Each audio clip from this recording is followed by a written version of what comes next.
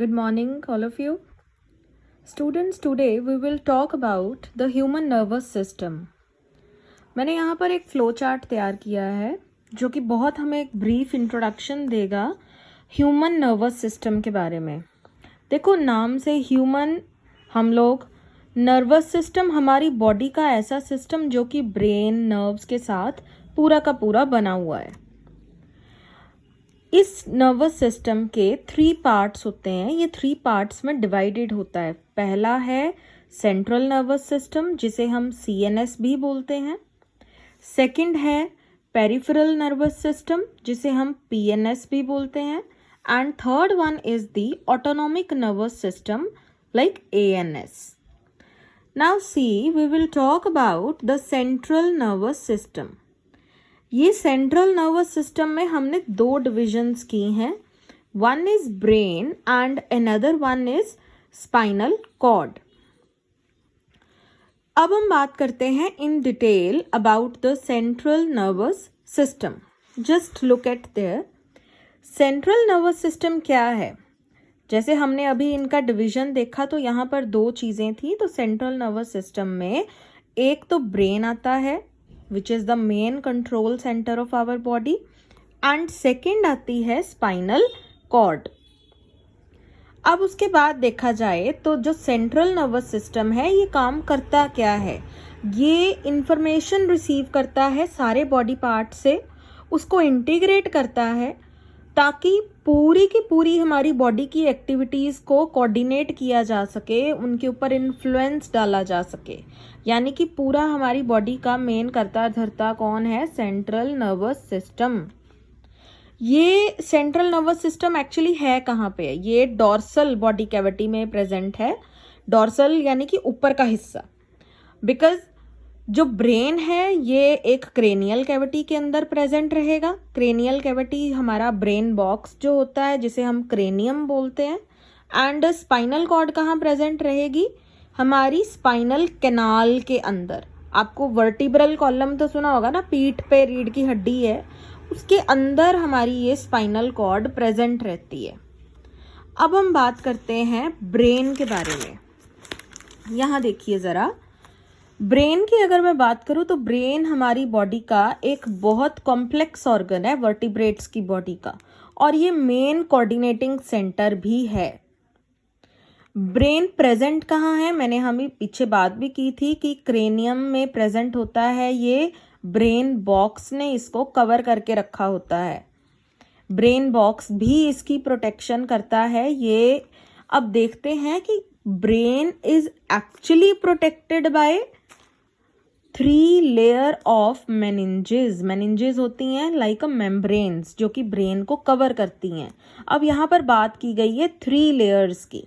Exam में कई बार पूछा जाता है बोर्ड में कि ब्रेन हमारा जो है ये कौन इसको प्रोटेक्ट करता है, तो हम आंसर देते हैं कि brain is protected by the 3 layer of meninges, brain box and the cerebrospinal fluid.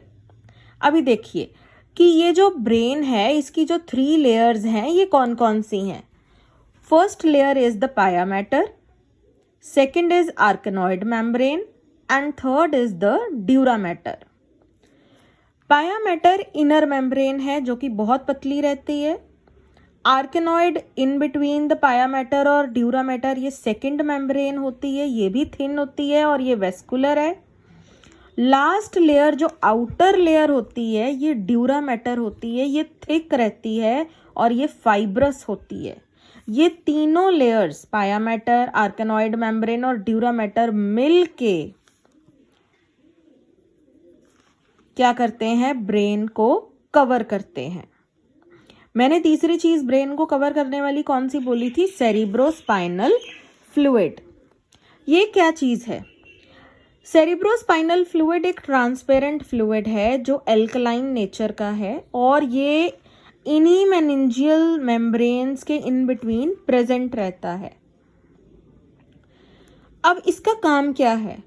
Cerebrospinal fluid अगर इन बिटवीन द मेनिंजेस प्रेजेंट रहता है तो ये एक बहुत इंपॉर्टेंट काम करता है, लाइक हमारे ब्रेन को प्रोटेक्ट करता है किसी भी तरीके के मैकेनिकल शॉक से, कोई इंजरी से, जो हमें daily day to day routine में हम कभी गिर जाएं, कभी कुछ हो जाता है, तो हमारा ब्रेन जो है वो इस फ्लूइड से प्रोटेक्टेड रहता है।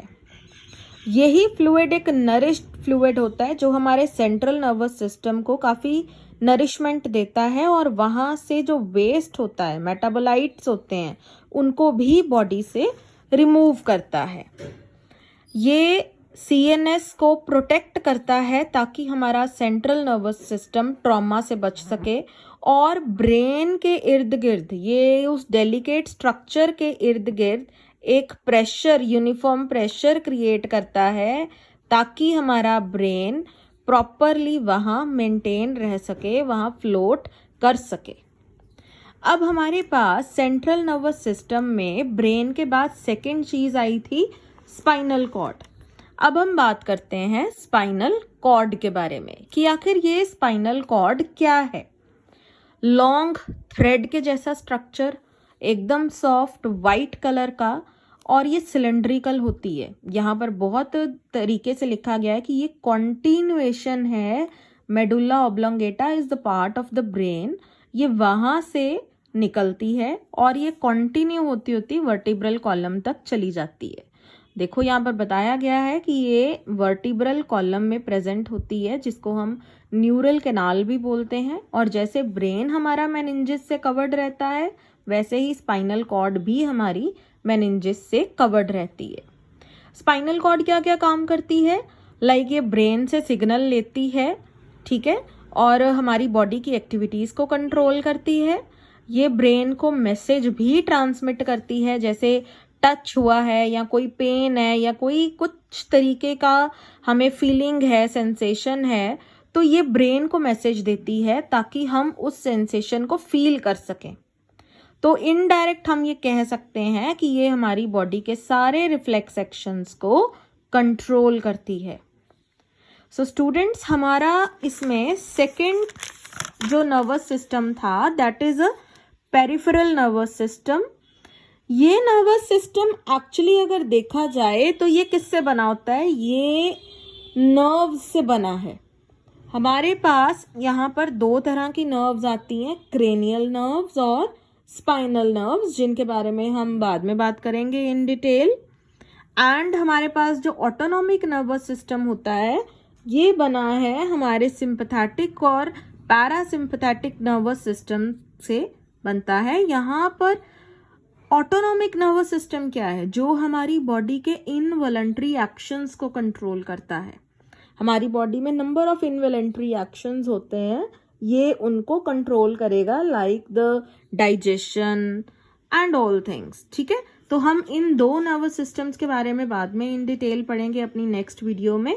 आज हम इसका ओवरव्यू हमने लिया है, अब हम बताएंगे बाद में ब्रेन के स्ट्रक्चर को किस तरह से इलेबोरेट करना है। So okay student, I hope you can understand all the things from this video. Okay students, so share and subscribe this video so that we can get you new videos for the parts of the brain and the peripheral and autonomic nervous systems.